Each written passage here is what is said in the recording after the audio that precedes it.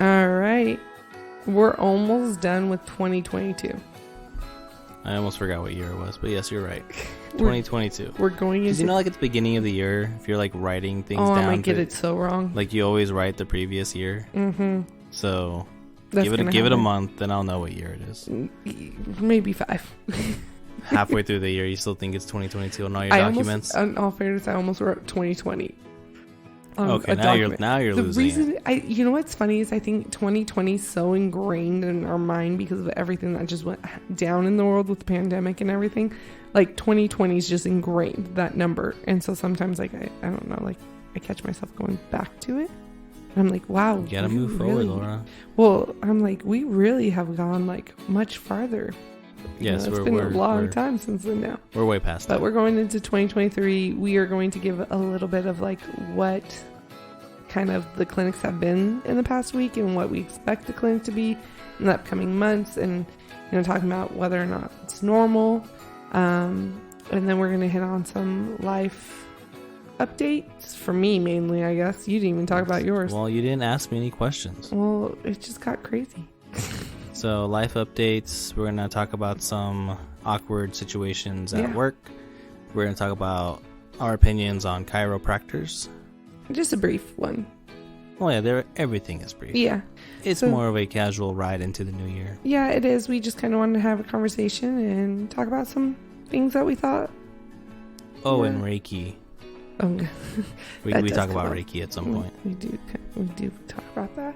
But yeah, so let's go ahead and celebrate into this new episode before we celebrate into the new year.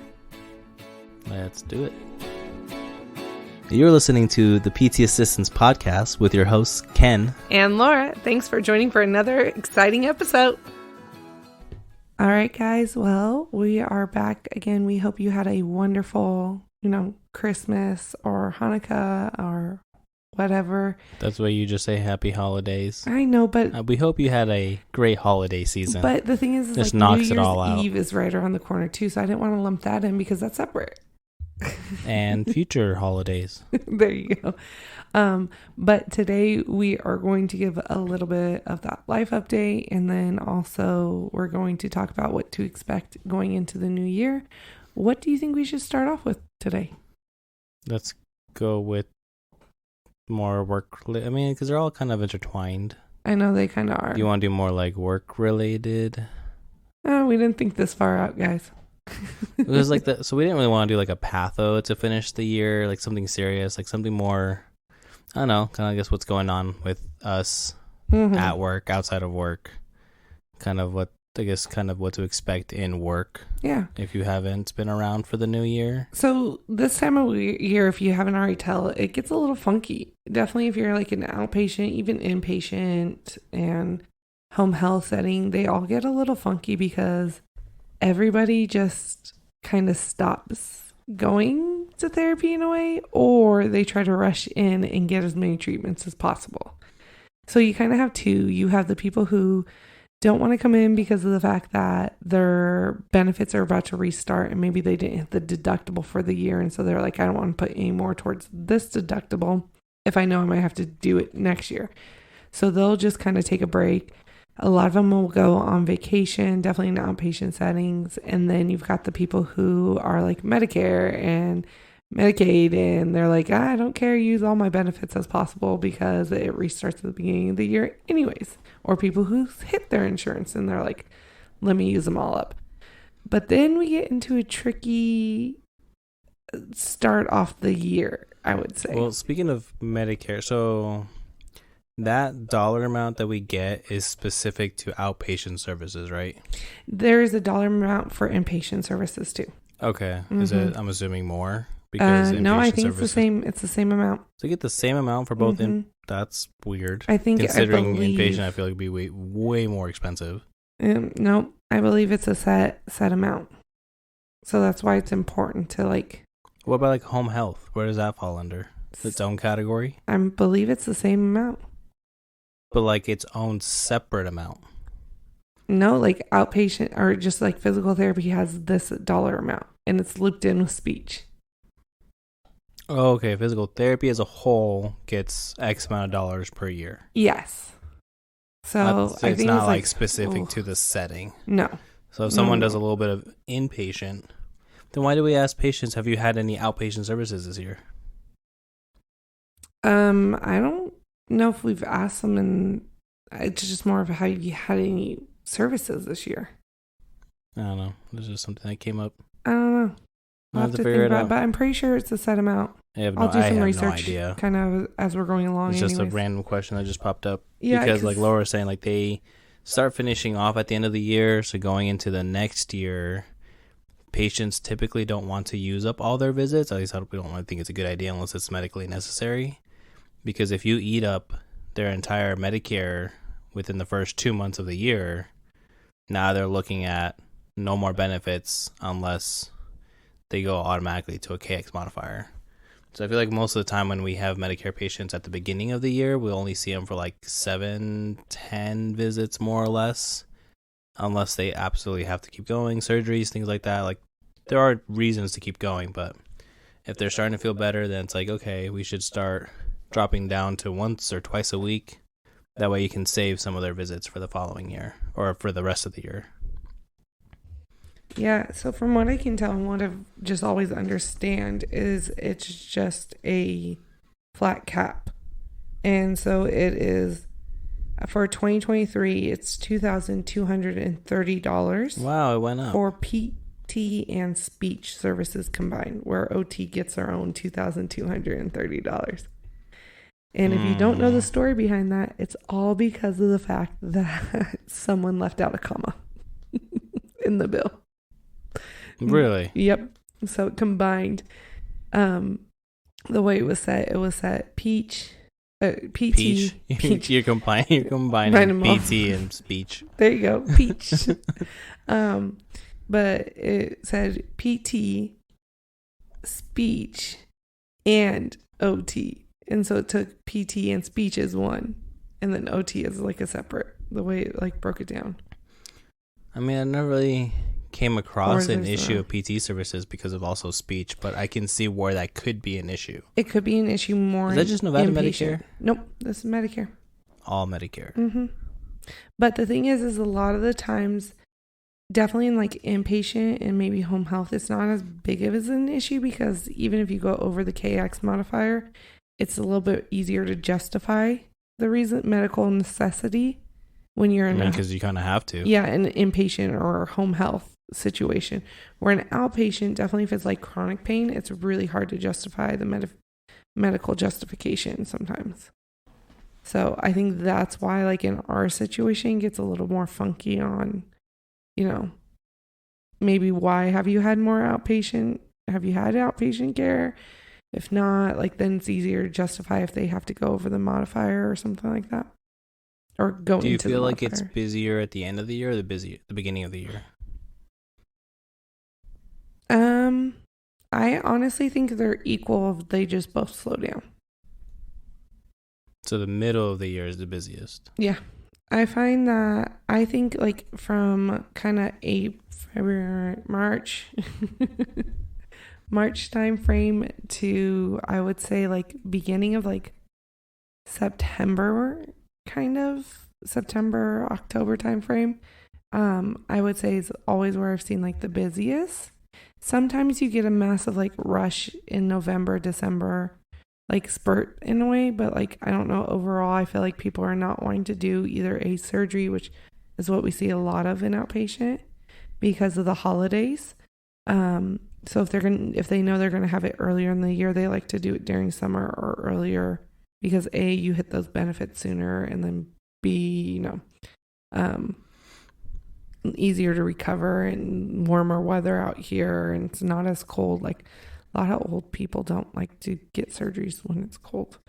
So I feel like you see it slow down in the December range, in January range, just because of the fact that some people might have ran out of their benefits. Some might not want to add more because of the fact that they know it's going to start over and they don't want to pay for it till the new year where it counts towards their deductible, which resets.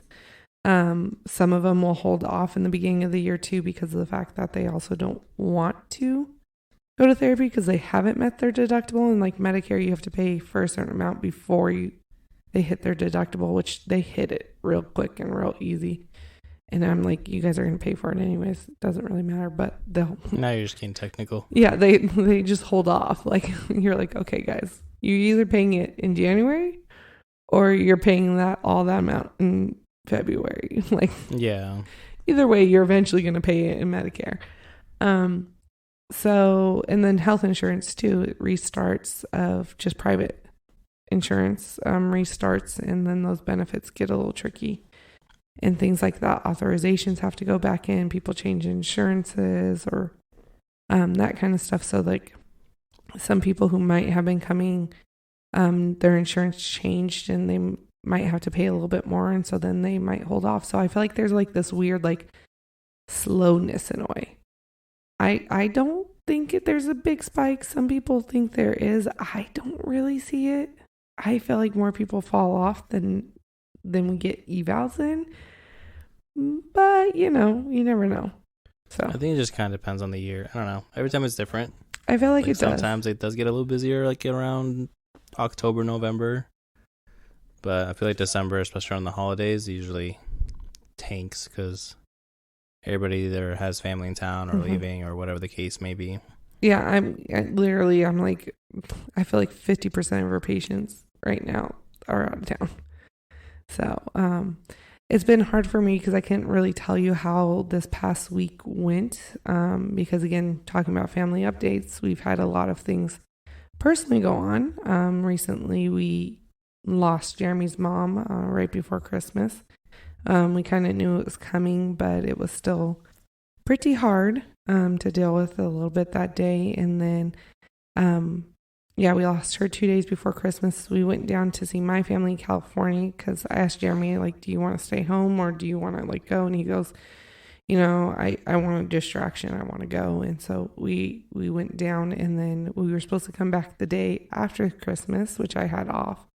And I was supposed to work Tuesday. And then that morning at like 6 a.m., my mom comes in the room, wakes us up because we were staying at my parents' house. And she goes, yeah, I'm taking your dad to the ER. He's having chest pain, which my dad has a history of heart disease. So it's been a very interesting past couple of days.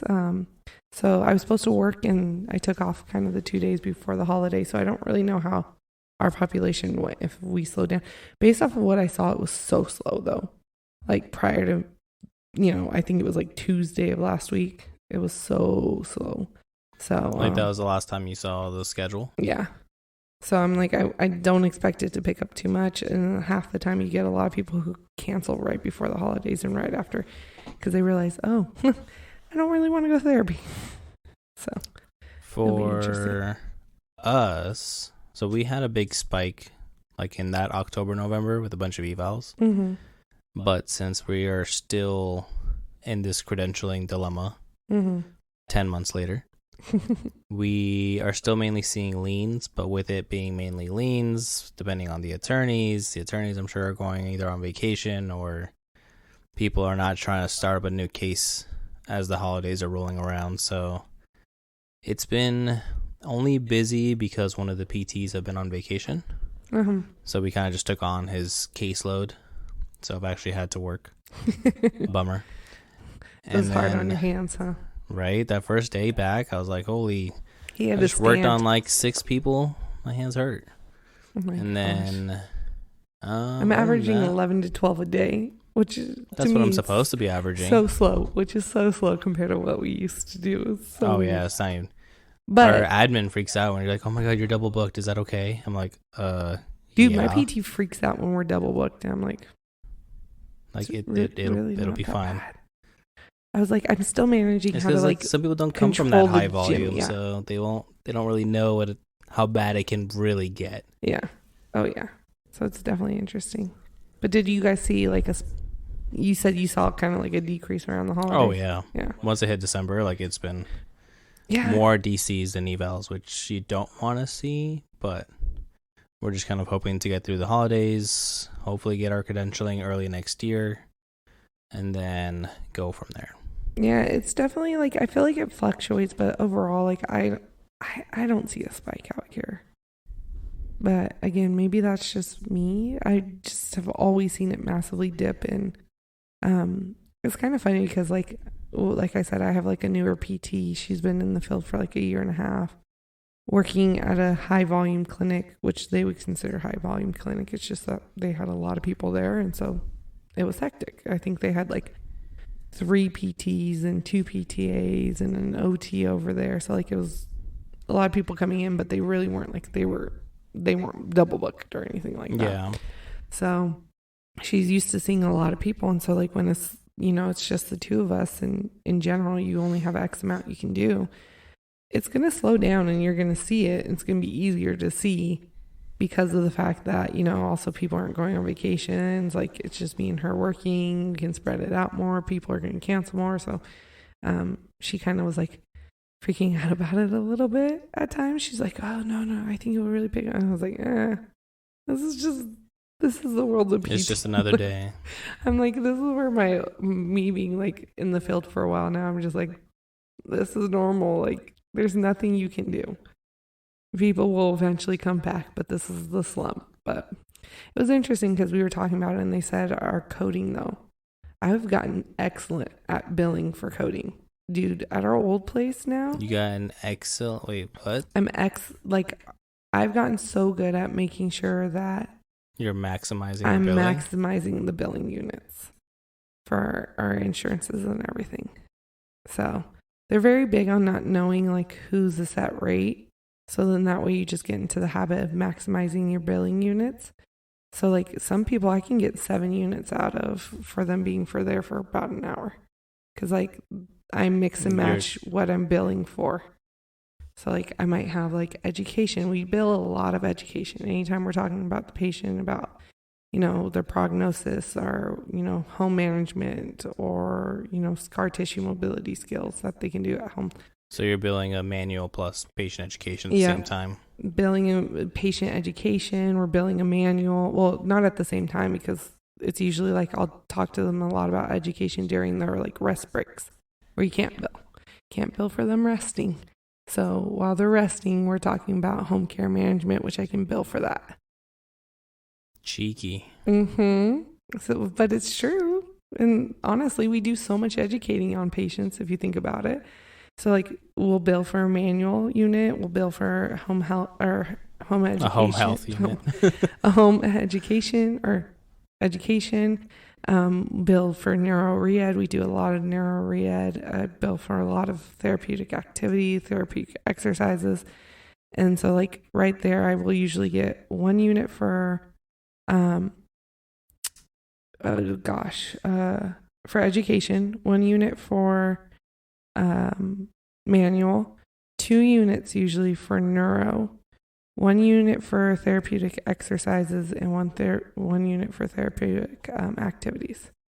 That's on average what I get, and sometimes it's even more because if they stay. And they're only there for an hour. But some insurances, like some follow the 8-minute rule, some don't, and it's like even if you bill like 7 minutes of education and 8 minutes of manual, like that's still a unit because it's different codes you're billing. So you still get a unit out of it. It's weird with different insurances. So you have to educate us a whole episode on just what insurances do. Because like I think they change depending on where you go. Yeah, it depends on where you go. It depends. Like again, I know for a fact Blue Cross Blue Shield, even when we treat them, like I might bill for 6 units, but we're still only getting a flat rate of like $20 or whatever. I don't know if it's that low, but that would be really bad. It's bad, dude. Blue Cross Blue Shield, the ones where they're contracted rates, they pay horrible. But they can only go there. Yeah, but it's still bad. But like I know we've got a couple contracted, but their big thing is like they don't want you to know which ones are contracted because they just want you to do the best at like getting into the habit of no matter what billing, these mini units or something like that. And so I've gotten very good at maximizing my units for just regular insurances, and then maximizing my units for Medicare and federal programs, because if we get double book, how can we get the most out of the units? They have to change. Yeah. So I've gotten really good at that, and we had a really good year billing, or last month of billing units. They're like, your guys' billing units went up crazy. And it's all like, the thing is too, is I'm very big on like, I am not billing for something I'm not doing. And this is all like legit. I feel like I've legit done all this work with these patients. Thus, this is why they want you to go full time, Laura. Are you going to do it? Yeah. You are? No. You said yeah.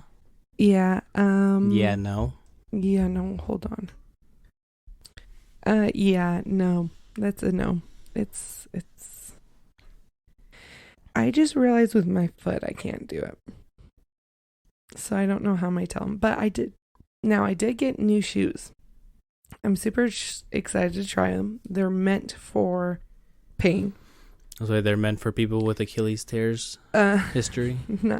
Not quite that. And not that specific. But they do have pain. Like, they do have ones for plantar fasciitis. They have one for heel pain. Like, you can definitely gear their shoe towards what type of pain you're having. It's called Cure.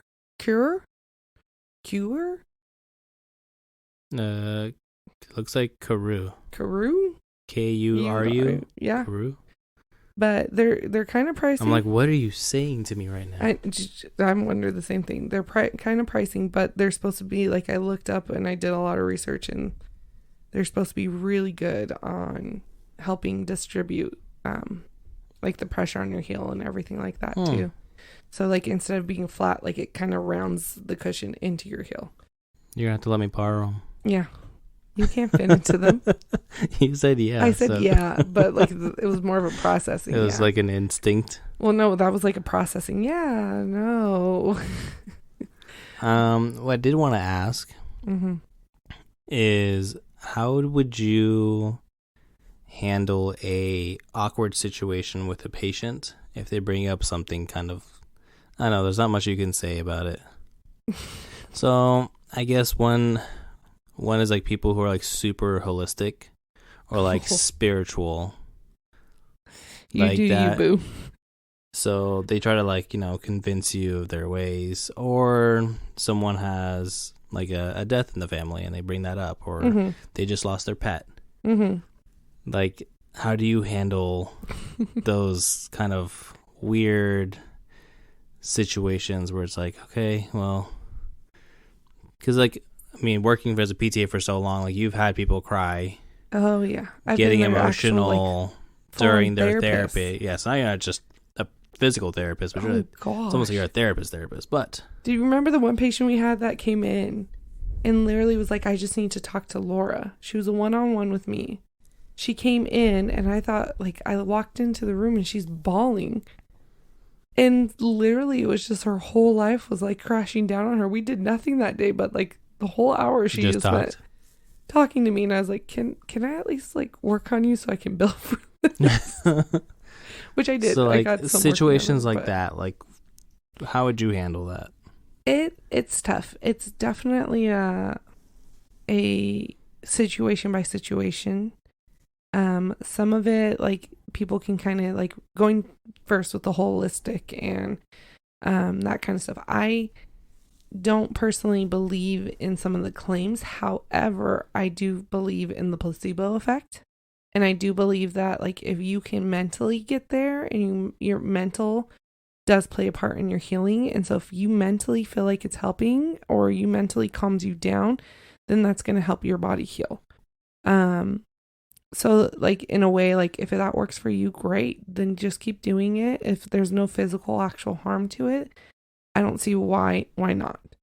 If you're getting a benefit out of it, go for it. It might not be my cup of tea, and, if patients go and bring it up and I'm like, oh yeah, that sounds interesting, or, then you kind of just turn the conversation into something next, or they're like, well, I feel like I'm getting a lot of benefit out of this instead, and you're like, okay, well, maybe it's hand in hand, and, like, you do talk about, like, some of the things that you've seen within physical therapy improve too, so that way, like, I've seen a lot of times with the holistic of, like, oh, I started doing Reiki now, and that Reiki has also started helping me. And I really think it's because of the Reiki I'm starting to heal. And it's like, okay, well, you're also doing physical therapy. You're getting stronger. And I can tell that by, on the I pulleys. can objectively see that you're getting stronger. And so, and I'm like, well, if, it could be hand in hand. Yeah.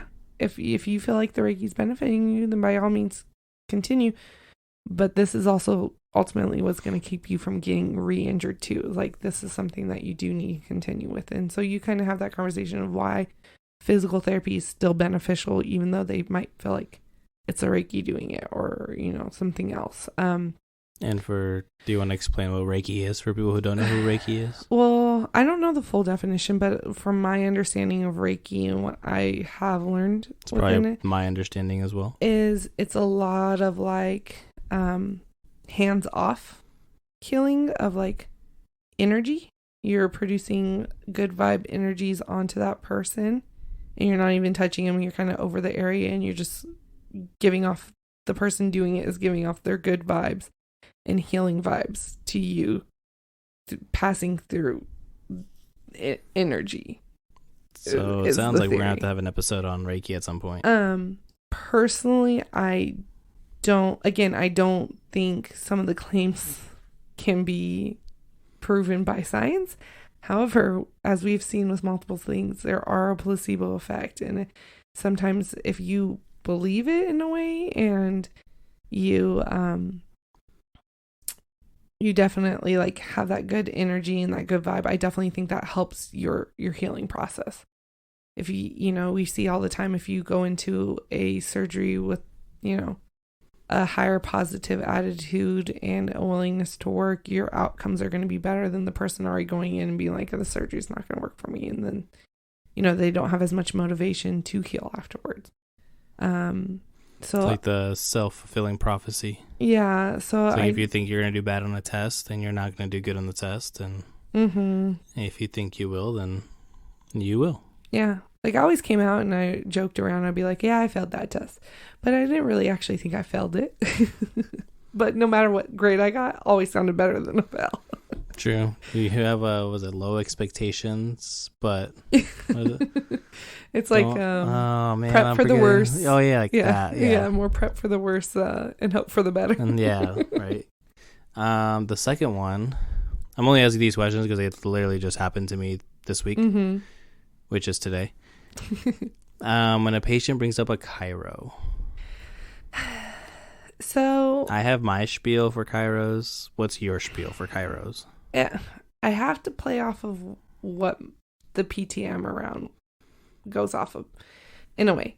Like, I don't know. Okay, your current PT right now. So she doesn't hate chiros. My big thing is... So if your PT hated chiros, you have to hate chiros? No. Well, okay, I guess my spiel doesn't change. Yeah, I'm like, what? I'm just more of my spiel is always the same, like, depending on who. I guess I'm more aware of, like, if they come up to me when they're like, well, so-and-so said it was this. And I'm like, well, yeah, sure. But my thing is, like, with chiros, it could, you want to find a good one. You definitely want to find one who knows what they're doing. If you're going to go to it. However, my big issue with them is the fact that they adjust you, and I'm using air quotes, they manipulate you. Which, by the way, actually, I really don't care about adjusting versus manipulation. To me, it's all the same. Oh, man. Same thing in a weird way. You might be upsetting some people with that statement. I know, but I don't, I'm like, we're literally fighting over, like, when people, I had a PT who used to get so annoyed with that. Like, don't call it adjustments. Yes. It's manipulation. Yes. And I'm like, okay, but at the same time, like, manipulation is an adjustment of the joint. Like, it kind of is like a word that can be used interchangeably. So I'm like, whatever. Okay, we're fighting over a little dot the I's and cross the T's in a way, like, in a weird way. But not even that. Like, I don't know. But my thing is like, they can be definitely beneficial for immediate relief. However, they set it up that you're relying to come back to them versus you fixing the problem that got you into the situation in the first place. So some people find benefit for them, and that's great if you want to use them. However, in the long term of things, like they're set up that you're always going back. Where PT, yes, you're seeing us for a good chunk of time up front, but our goal is for you to manage this and control it at home and not have to come back. And that's why, like, I always tell patients when they're discharging, I'm like, hope to never see you again unless you're stopping by and saying hi. And at first they're like, wait, what? And I'm like, well, if you come back, that means you're injured again, and we don't want that. Like, you can come say hi to us, but don't come back. And then they're all like, oh, where I think with chiropractors, their goal is to kind of keep you to consistently come. I'm all for those. Like, I've been adjusted or manipulated, whatever you want to call it, multiple times. I definitely find some relief from it. I know how to do a good chunk on my own. For certain things, like my cervical, I can, pop my cervical anytime in certain areas, or thoracic. There's been times where I'm like, ooh, I could have used a good one, but I don't really feel like I need full physical therapy in a way for like a one-time off. But again, I don't know. That's my spiel in a weird way. You? So mine kind of goes off what I also got from school. Mm-hmm. So one, I always tell the patients, up to them. Mm-hmm. Like, some people find benefit from chiro, some people find better benefit from PT. I'm gonna be like, I'm biased, obviously, because I'm in PT. Right. And kind of to play off what you said at the end was, I'm trying to do my job well enough so I get fired. Like, you're not supposed to be here. I have my professor's wife's friend, I want to say, or mom, something like that. She's been going to PT for 12, or to Kairos for 12 years. Mm-hmm. 12 years. It's not working if you've been going for 12 years. Sometimes you just look for that like euphoric feeling of like getting adjusted, and then it's like, oh, cool, I feel great. But it's like, if you're in pain and you've been seeing someone for 12 years religiously, is it really working? All you're getting is immediate, quick relief, and then it comes right back. So right now we have a patient that we've been seeing for about 5.5 years for PT. Is PT really still beneficial? No. Because we've done everything we could, and it's still a problem. But like, we're trying to do our job well enough so you don't need us anymore. Yeah. Kind of the whole like, don't come back unless you want to say hi. Like, yeah, we're trying to get fired. We don't want to see you again either in this setting. Exactly. And so that's like my big thing is I feel like, and I do feel like so some people will be like, oh, well, some chiros, their goal is to give you like stretching and exercises to prevent you. But then I feel like they're crossing into our area of expertise, and that's a no-no zone. Now, if they're giving you like one or two things, yeah, but like, I don't see how they could progress it. Like, if they're doing exercises and they're progressing as you start to get tolerating, then I feel like that's crossing into an area of, now you've crossed into physical therapy. So that is there. And I get, like, no matter what, there's going to be some lines that crisscross within the medical field. Like, some people are going to do some things, but it all depends on like what their goal is in the end and that kind of stuff. And if it helps the patient, it helps the patient. And, we're only there to help guide them in a way through their healing process. So, I don't know. That's kind of, I guess it varies for me a little bit in situation to situation. Like, I have a family member right now who goes to chiro, and it drives me up the wall. Oh, I know those stories. Yeah, like, it just... I tilt my head every time you tell me. It drives me up the wall and insane because of the fact that I'm like, you are going literally every other week, it feels like. If you're having to go that often, to me, then it's not like... I don't know. To me, it's the same thing as like going and getting a massage in a way. Like, you're not fixing the full problem. Where I know for a fact, like, I go and get massages and I work on areas, and then, if I don't get a massage, the pain starts to come back. But I also know it's because of the fact that I'm weak in other areas and I should be doing exercise. You are weak. Sorry, what? You know what? So what I was going to say was the idea of like child chiro, or like when it gets like younger, it just kind of like... I have a big issue with that. I don't know. It just raises questions, I guess. My issue with the younger is the fact that you're now technically manipulating or adjusting joints that haven't even been settled in because they haven't finished forming. I feel like I just opened up a can of worms. That's my opinion on it. We're going to stop you there, or else this one's going to be like an hour long. No. That was, I just wanted to give that opinion. But, yeah. And then when it comes to like dealing with a family member who talks about their death, like you can honestly, definitely going through that now, like there's nothing you can say that's going to make them feel better, really. You can say, you know, I'm so sorry. And if you can relate, you can say, I get it. I relate. I totally understand where you're coming from. But ultimately, truly, there's nothing you can do besides and listen. Yeah, I feel like it just gets hard. Like I think I had it one time when I was like working on a patient's knee, and I was just like, oh, like how was the weekend? You know, like just normal verbiage and talking to them. And then they're like, oh, well, my sister just passed away, like over the weekend. I'm like, like, you know, saying like, I'm sorry, my condolences. But then like it's just quiet the rest of the time because it's like, do you want to like talk about it? Not like, I'm kind of giving you your thing. Like I'm here if you want to talk, but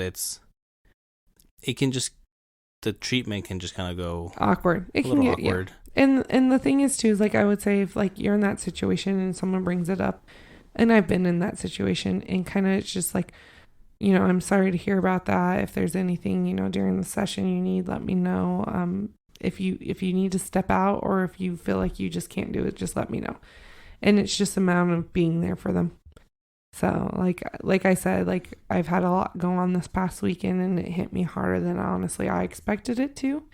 Definitely with like, you know, my husband's mom's passing away. Like we knew it was coming. Like we knew it was coming, but it still affected me more than I thought. And then with my dad back to back kind of going into the ER, like I could physically go and work. But mentally I was like, if one person asked me like how your weekend went or something like that, or like, hey, we didn't see you Friday, like I'm gonna lose it. Like I'm not mentally there. And so like I get it. Like there can be, you can look fine on the outside and you can feel like it, and all you can do is just be like, if you need anything, let me know. Like we'll work around you, and we understand that stuff. And if you gotta go, just no worries. You know, we'll be here. So it's tough. But yeah, on a happier note, we are going back to two times a week. I actually have to get back to work. Right? we gotta record. Both of us have been nice lately like, wait, we need an episode this week, don't we? Because we kind of, the holidays snuck up on us. It's just because, we've been busy. And which is, I'm looking back at taking this time, I'm actually very grateful we did. True.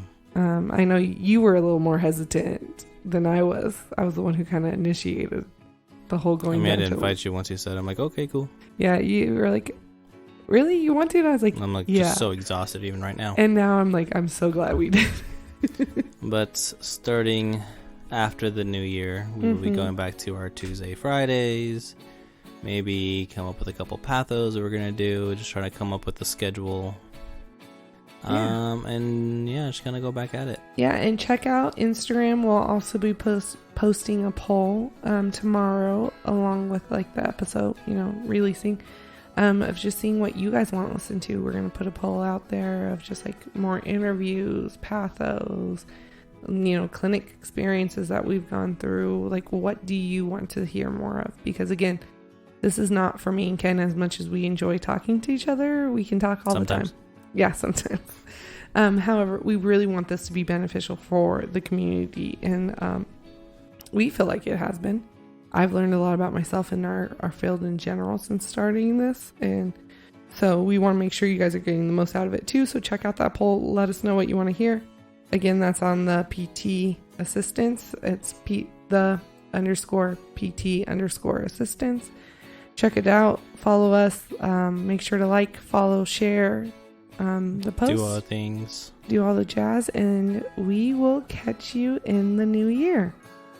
To the new year. 2023. Better be better.